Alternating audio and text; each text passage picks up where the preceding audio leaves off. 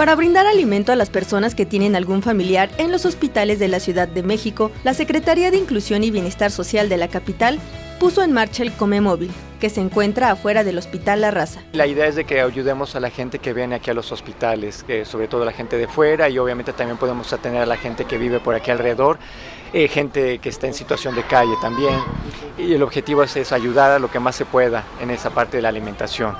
Este proyecto es parte del programa de comedores públicos y está compuesto por 10 comemóviles que estarán afuera de los principales hospitales de la capital. Por el momento, el comedor ubicado en las inmediaciones del Hospital La Raza ya se encuentra en funcionamiento.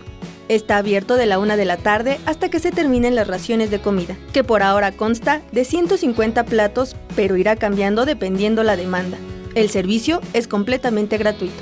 Están bien para las personas que, como nosotros, que pues no nos aumentamos mucho la comida, pues está bien. Está muy bien, porque es mucha ayuda ya para todos los que estamos aquí en el seguro. Sí estaría muy bien que hicieran más comedores como este. El Comemóvil está compuesto por un remolque, donde se distribuye la comida que se elabora en los comedores industriales y se sirve a las personas en mesas colocadas en el interior y exterior del remolque.